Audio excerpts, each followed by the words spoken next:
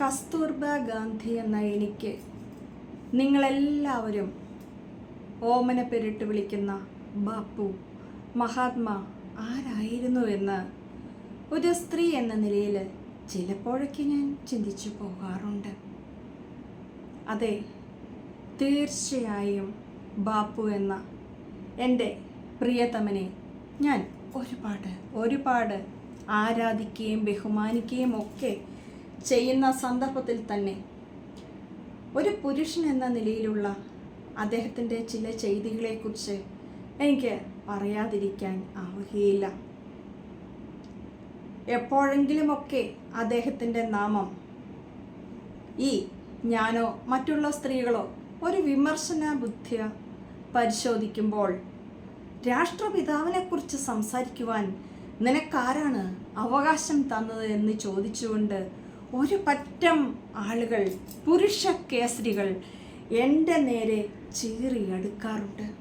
എന്നാൽ നിങ്ങൾക്കാർക്കും അറിയാത്ത ആ ബാപ്പുവിനെക്കുറിച്ച് ഒരു ഭാര്യ എന്ന നിലയിൽ ഞാൻ എൻ്റെ അഭിപ്രായം തുറന്നു പറയട്ടെ. നാടിന് നല്ലവരായിരിക്കുന്ന പല നേതാക്കളും കുടുംബത്തിനത്ര മികച്ചവരായിരിക്കില്ല.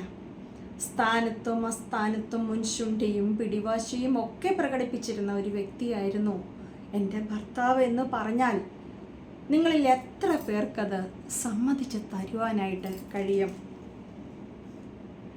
എനിക്ക് ഗാന്ധി എന്ന അല്ലെങ്കിൽ ബാപ്പു എന്ന അദ്ദേഹത്തിനെ കുറിച്ചുള്ള ഓർമ്മകളിൽ ആദ്യമായിട്ട് മുഴുകി നിൽക്കുന്നത് ചിലപ്പോഴെങ്കിലും അദ്ദേഹത്തിൻ്റെ അനിയന്ത്രിതമായ കാമാസക്തിയെക്കുറിച്ച് തന്നെയാണ്.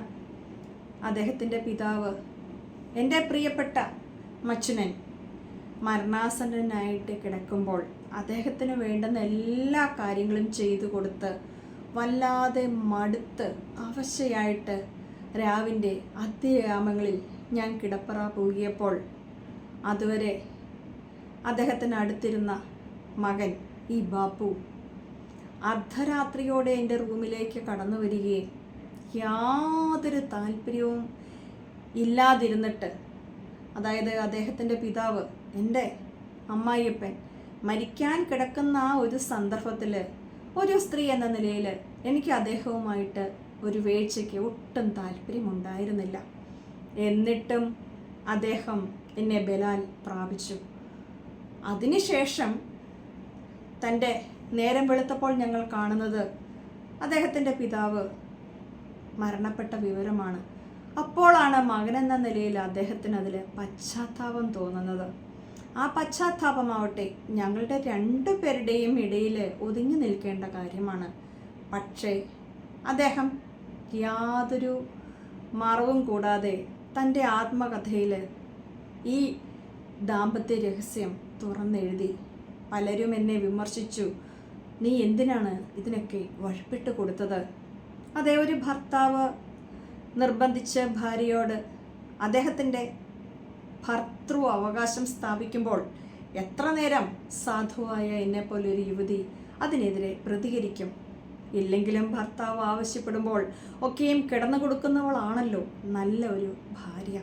അതുകൊണ്ട് തന്നെ അദ്ദേഹത്തിൻ്റെ ആഗ്രഹത്തിനൊന്നും ഞാൻ തടസ്സം നിന്നില്ല, എൻ്റെ വിയോജിപ്പ് പറഞ്ഞുവെങ്കിൽ കൂടിയും. പിന്നീട് ഞാൻ ചിന്തിക്കുമ്പോൾ പലപ്പോഴും എനിക്ക് തോന്നിയിട്ടുണ്ട്, അദ്ദേഹം വല്ലാത്ത കാമത്തിന് അല്ലെങ്കിൽ തൻ്റെ ചോദനകളെ തൃപ്തിപ്പെടുത്തുവാൻ എന്തെങ്കിലുമൊക്കെ ന്യായീകരണങ്ങൾ കണ്ടെത്തുന്ന ഒരു വ്യക്തിയാണ് എന്ന്. സഹോദരൻ്റെ 2 പെൺമക്കൾ മനുവിനെയും ആഭയെയും തൻ്റെ ഇരുവശവും കിടത്തി ഉറക്കിക്കൊണ്ടിരിക്കുന്ന, അതായത് പ്രായപൂർത്തിയായ പെൺകുട്ടികൾ, ചെറിയ കുട്ടികളൊന്നുമല്ല, പ്രായപൂർത്തിയായ സഹോദരൻ്റെ 2 പെൺമക്കളെയും തൻ്റെ ഇരുപുറവും ശയിക്കാൻ അനുവദിച്ചുകൊണ്ട് അവരുടെ ചൂട് പറ്റി ഞാൻ നല്ലതുപോലെ ഉറങ്ങിയെന്ന് തൻ്റെ ബുക്കിലൊക്കെ തുറന്നെഴുതിയ ആ ബാപ്പുവിൻ്റെ സന്മനസ് അല്ലെങ്കിൽ ആ ചിന്തകളൊക്കെ ഒരു ഭാര്യ എന്ന നിലയിൽ എന്നെ എത്രമാത്രം വേദനിപ്പിച്ചിട്ടുണ്ട് എന്ന് അദ്ദേഹം ഒരിക്കലും ചിന്തിച്ചിട്ടില്ല. മറുവശം ഞങ്ങളുടെ മക്കൾ മണിലാലും ഹരിലാലും ഒക്കെ വിദേശത്ത് പോയി പഠിക്കുവാൻ ഒരുപാട് ആഗ്രഹിച്ചിരുന്നു.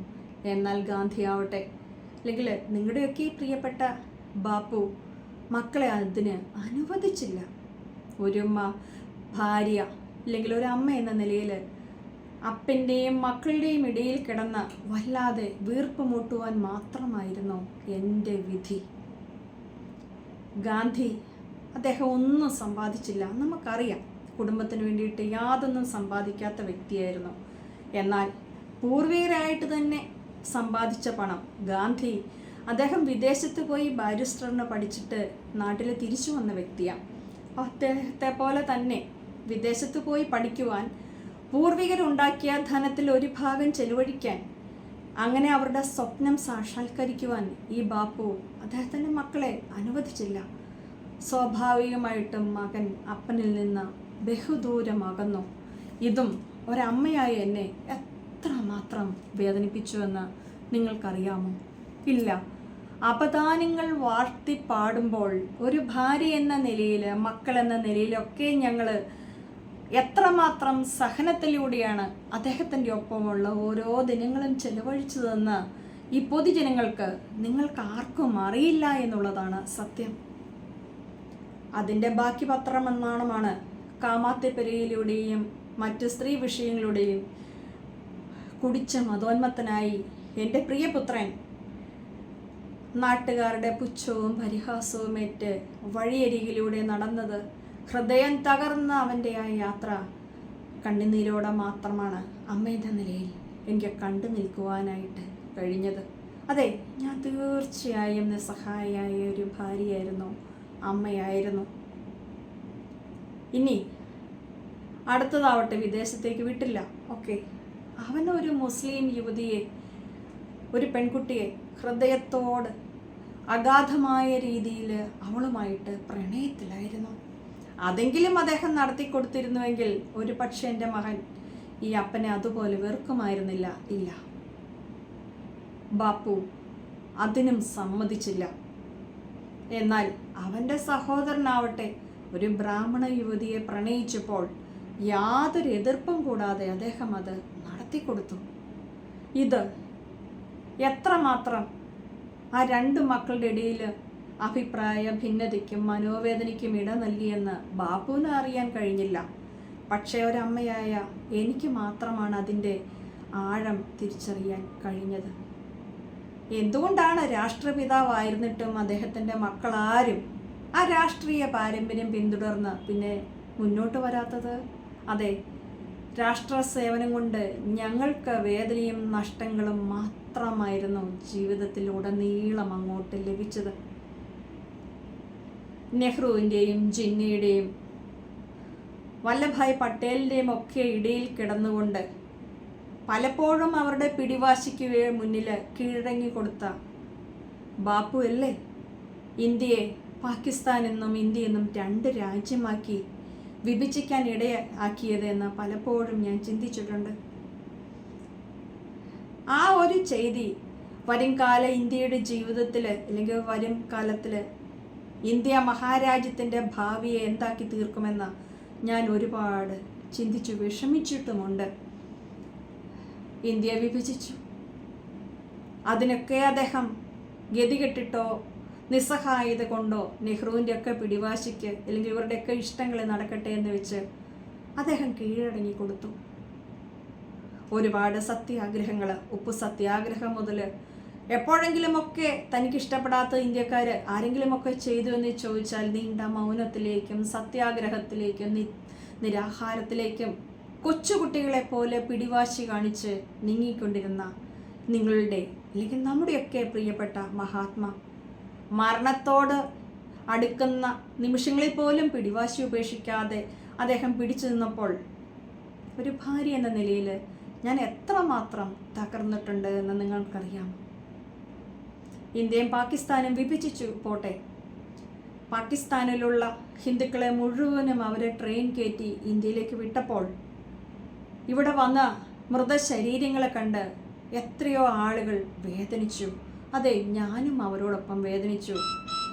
എന്തെങ്കിലും ആവട്ടെ, ഇനിയെങ്കിലും അവരുടെ ആഗ്രഹം പോലെ ഇന്ത്യയിൽ വർഗീയത പടരാതിരിക്കട്ടെ എന്ന് വിചാരിച്ച് ശരി, ഇവിടെയുള്ള മുസ്ലിമുകളെ പ്രിയപ്പെട്ട മുസ്ലിം സഹോദരങ്ങളെ വേദനയോടെങ്കിലും യാത്രയാക്കട്ടെ. അവർ പാകിസ്ഥാനിലോട്ട് പോട്ടെ. അവരാഗ്രഹിച്ച സ്വപ്ന ലോകത്തിലേക്ക് അവർ യാത്രയാകാൻ ആഗ്രഹിച്ചപ്പോൾ ഇതാ എൻ്റെ പ്രിയപ്പെട്ട ഭർത്താവ് വീണ്ടും പിടിവാശി കാണിച്ചു. ഇല്ല, അവരെ കടത്തിവിടണ്ട, അവരിവിടെ തന്നെ ജീവിക്കട്ടെ എന്ന്, ആഗ്രഹിക്കുന്നവരൊക്കെ ഇവിടെ ജീവിക്കട്ടെ എന്നുള്ള രീതിയിൽ വീണ്ടും അദ്ദേഹത്തിൻ്റെ പിടിവാശി കാണിച്ചു. അവസാനം എന്തായി? നവഖലിയിൽ വെച്ച് ആരൊക്കെയോ അദ്ദേഹത്തെ ചീമുട്ട കൊണ്ട് എറിഞ്ഞു. അതെ, എൻ്റെ ഭർത്താവിനെയാണ് ആളുകൾ ചീമുട്ട കൊണ്ട് എറിഞ്ഞത്. എന്നിട്ട് ഞാൻ പ്രതികരിച്ചില്ല. ആ വേദന ഞാൻ സഹിച്ചു. എനിക്കറിയാമായിരുന്നു എൻ്റെ ബാപ്പു എടുത്ത ഈ തീരുമാനം വല്ലാത്ത തെറ്റാണ് എന്നും അദ്ദേഹം ഇതിന് വലിയ വില കൊടുക്കേണ്ടതായിട്ട് വരുമെന്ന്. തീർച്ചയായും എൻ്റെ ആ ചിന്തകളെ ശരിവയ്ക്കുന്നതായിരുന്നു പിന്നീട് അദ്ദേഹത്തിൻ്റെ ആ ജീവിതത്തിലേക്ക് ഉടനീളം അങ്ങ് സംഭവിച്ചത്. പലതവണ അദ്ദേഹത്തിൻ്റെ നേരെ വധശ്രമം നടത്തിയിട്ടും നെഹ്റു ഉൾപ്പെടുന്ന പല ആളുകളും അതിനെ തടയുവാനായിട്ട് ശ്രമിച്ചില്ല. അവർക്കൊക്കെ അധികാരമോഹമായിരുന്നു വലുത്. സഹി കെട്ടിട്ട് ഞാൻ ഇന്ത്യൻ നാഷണൽ കോൺഗ്രസിനെ പിരിച്ചുവിടുമെന്ന് എൻ്റെ ബാപ്പു പറയേണ്ട വന്ന അവസ്ഥ. അപ്പം ആ അവസ്ഥയിലൂടെ അദ്ദേഹം പോയ ആ മാനസിക സംഘർഷങ്ങൾ ആരാണ് കണ്ടത്? ആരും അത് മനസ്സിലാക്കിയില്ല.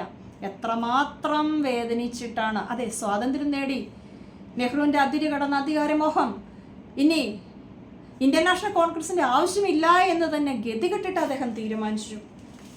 അദ്ദേഹം വരുംകാല ഇന്ത്യക്കായിട്ട് ഒരു തത്വസംഹിത നൽകിയില്ല. അത് എനിക്ക് ശേഷം നിങ്ങൾ ഇന്ത്യയെ ഇങ്ങനെ കൊണ്ടുപോകണമെന്ന് ഗാന്ധിസം എന്നൊക്കെ നിങ്ങൾ വിളിക്കുന്ന ഓമനപ്പേരല്ലാണ്ട് എൻ്റെ ബാപ്പു എന്താണ് ഒരു ഇസം ആളുകൾക്ക് നൽകിയോ? ഇല്ല.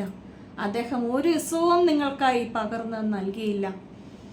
ഏറ്റവും അവസാനമായി പറയട്ടെ, സവർണ അവർണ ഭേദം ഉടനീളം ഉണ്ടായിരുന്ന, ഇല്ലെങ്കിൽ ഞങ്ങൾ സവർണരായിരുന്നു, സവർണ മേധാവിത്വത്തിൽ ആ ഒരു കാഴ്ചപ്പാടിൽ വളർന്നു വന്ന എൻ്റെ മുന്നിലേക്ക്, ഞാനും എൻ്റെ മക്കളും ജീവിക്കുന്ന കുടുംബത്തിലേക്ക് കണ്ടുപരിചയമോ കേട്ടുപരിചയമോ ഇല്ലാത്ത അദ്ദേഹത്തിൻ്റെതായ ഒരുപാട് ആളുകൾ ദിനം പ്രതി വന്നുകൊണ്ടിരുന്നു. അതെ, ഞാനത് മനസ്സോടെ സഹിച്ചു, അംഗീകരിച്ചു കൊടുത്തു. പക്ഷേ എനിക്ക് ഒരിക്കലും പൊറുക്കാനാവാത്ത ഒരുപാട് വേദന അതുമായിട്ട് ബന്ധപ്പെട്ട് നിങ്ങളുടെ ഈ ബാപ്പു എനിക്ക് സമ്മാനിച്ചു. ഞാൻ തീർത്തും നിസ്സഹായയായ, ദുർബലയായ, അബലയായ ഒരു സ്ത്രീ ആയതുകൊണ്ടും ഭർത്താവിനെ അങ്ങേയറ്റം സ്നേഹിച്ചതുകൊണ്ടും ബഹുമാനിച്ചതുകൊണ്ടും ഒരു പതിവ്രത എന്ന ആ പേര് എൻ്റെ മരണം വരെയും എൻ്റെ താലിക്ക് കിടക്കുവാൻ വേണ്ടിയും ഞാൻ അദ്ദേഹത്തെ ഒരിക്കലും എതിർത്തില്ല. അവർണരായ ആളുകൾ ഞങ്ങളുടെ വീട്ടിൽ വന്ന് രാത്രിയിൽ നടത്തുന്ന മലമൂത്ര വിസർജനം നിറഞ്ഞ കുടം ഞാൻ തന്നെ കൊണ്ടുപോയി വൃത്തിയാക്കണമെന്ന് അദ്ദേഹം ശഠിച്ചത് എനിക്ക് ഒരുപാട് വേദനകൾ സമ്മാനിച്ചു. നിങ്ങൾക്ക് തന്നെ അറിയാം, സ്വന്തം മലമാണെങ്കിലും ഒരു രാത്രി മുഴുവൻ റൂമിൽ വെച്ചതിന് ശേഷം അത് പുറത്തേക്ക് എടുക്കുമ്പോഴുള്ള ആ ദുർഗന്ധം, അപ്പോൾ നമ്മുടെ ആരുമല്ലാത്ത, കണ്ടിട്ടോ കേട്ടിട്ടോ ഇല്ലാത്ത, അതും താണജാതിയിൽപ്പെട്ട ആളുകളുടെ മലമൂത്ര വിസർജനം നിറച്ച കുടം അദ്ദേഹത്തിന് വേണമെങ്കിൽ കഴുകാം, അദ്ദേഹത്തിൻ്റെ സുഹൃത്തുക്കളുടെയാണ്. പക്ഷേ ഒരു സ്ത്രീ എന്ന നിലയിൽ എനിക്ക് അതിൻ്റെ യാതൊരു ആവശ്യവും ഇല്ലാതിരുന്നിട്ടും ഞാൻ തന്നെ കൊണ്ടുപോയി കഴുകണമെന്ന് നിർബന്ധിച്ച് ആ വൃത്തികെട്ട നാറ്റം സഹിച്ച് പലപ്പോഴും ഛർദിച്ചും കരഞ്ഞും എൻ്റെ വിധിയോടെ ഞാൻ ശപിച്ചുമാണ് അത് വൃത്തിയാക്കേണ്ടി വന്നത്. അറിയാമോ, ആ ഒരു അവസ്ഥയിലൂടെ എന്നെ കടത്തിക്കൊണ്ട് പോയ എൻ്റെ ഭർത്താവിനെ എനിക്ക് അങ്ങനെയൊന്നും അങ്ങത്ര സഹിക്കാനും സ്നേഹിക്കാനും കഴിഞ്ഞില്ല. പക്ഷേ ഞാനെല്ലാം കരഞ്ഞുകൊണ്ട് സഹിച്ചു. എൻ്റെ മക്കളുടെ ഭാവി, അവരുടെ ജീവിതം, വീട്ടിൽ വിളിച്ചുകൊണ്ട് വരുന്ന ഇത്തരക്കാരായ ആളുകളുടെ മലവും മൂത്രവും അദ്ദേഹത്തിന് വൃത്തിയാക്കാം. പക്ഷെ അതിന് സമ്മതിക്കാതെ പട്ടിണി കിടന്നിട്ട് ഞാൻ എത്രയോ ദിനരാത്രങ്ങളിൽ ഈ മനം എടുത്തിട്ട് പട്ടിണി കിടന്നിട്ടുണ്ട്, ഛർദിച്ചിട്ടുണ്ട്, വേദനിച്ചിട്ടുണ്ട്. പക്ഷെ അയാൾ ക്രൂരമായ ഒരാനന്ദത്തോടെ, പിടിവാശിയോടെ, നിർബന്ധ ബുദ്ധിയോടെയും എൻ്റെ ഭാര്യയായിട്ട് ജീവിക്കണമെങ്കിൽ നീ ഇതൊക്കെ വൃത്തിയാക്കണമെന്നാണ് ശഠിച്ചത്. അപ്പോൾ ഒരു സ്ത്രീ എന്ന നിലയിലുള്ള എൻ്റെ അഭിമാനത്തെ എത്ര മാത്രം നിങ്ങളുടെ ഈ പ്രിയപ്പെട്ട ബാപ്പു തകർത്ത് കളഞ്ഞിട്ടുണ്ടെന്ന് നിങ്ങൾ ചിന്തിച്ചിട്ടുണ്ടോ? ഇല്ല. ബാപ്പുവിനെ വാഴ്ത്തിപ്പാടുന്ന നിങ്ങൾ ആരും ബാപ്പു എന്ന പച്ച മനുഷ്യൻ്റെ ഇത്തരത്തിലുള്ള പിടിവാശികളെയും നിർബന്ധ ബുദ്ധികളെയും സഹിച്ചിട്ടില്ല. നിങ്ങളത് വാഴ്ത്തിപ്പാടി. അദ്ദേഹത്തിന് വേണ്ടിയിരുന്നതും ആളുകളുടെ സ്തുതി പാടൽ മാത്രമായിരുന്നു.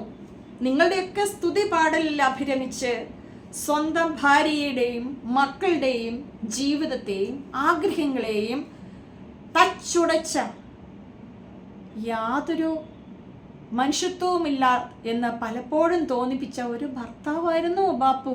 അതെന്തേ നിങ്ങൾ മറന്നുപോയത്? അതെ, ബാപ്പുവിൻ്റെ ഒപ്പമുള്ള ജീവിതം എനിക്കെന്നും കണ്ണുനീർ മാത്രമായിരുന്നു സമ്മാനിച്ചത്.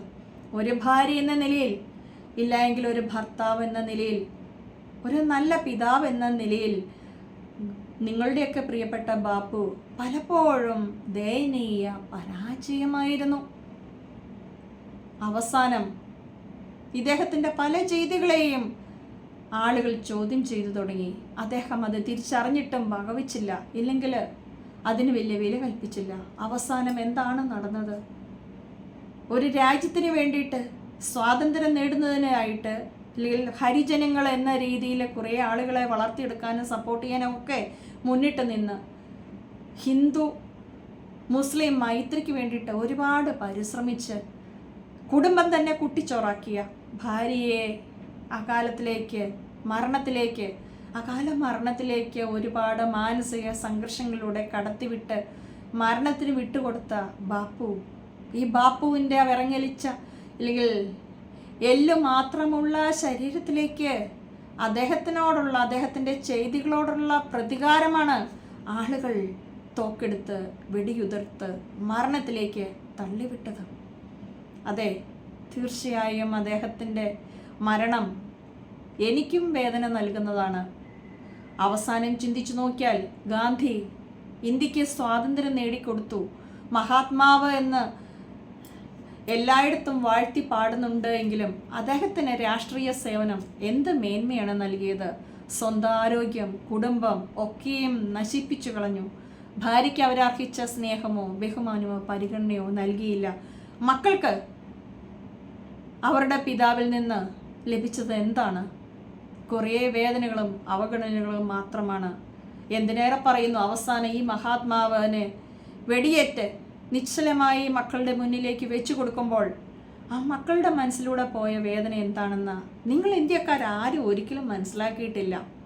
ഗാന്ധി മരണപ്പെട്ടു എന്ന 2 വാക്കിൽ ഒതുങ്ങിയ വികാരം, നെഹ്റുവിൻ്റെ മനോഹരമായ കിടിലം കൊള്ളിക്കുന്ന ഒരു പ്രസംഗം, അതിലപ്പുറത്തേക്ക് ആ കുടുംബത്തിന് എന്താണ് സംഭവിച്ചതെന്ന് ആരെങ്കിലും തിരിഞ്ഞു നോക്കിയോ? പിന്നീടുള്ള കാലം ഞങ്ങളെങ്ങനെയാണ്, ഇല്ലെങ്കിൽ എൻ്റെ മക്കൾ എങ്ങനെയാണ് കാലം കഴിച്ചത് എന്ന് നിങ്ങൾ ആരെങ്കിലും ചിന്തിച്ചിട്ടുണ്ടോ? നിങ്ങൾ അദ്ദേഹത്തിന് എന്ത് നന്ദിയാണ് തിരിച്ചു നൽകിയത്?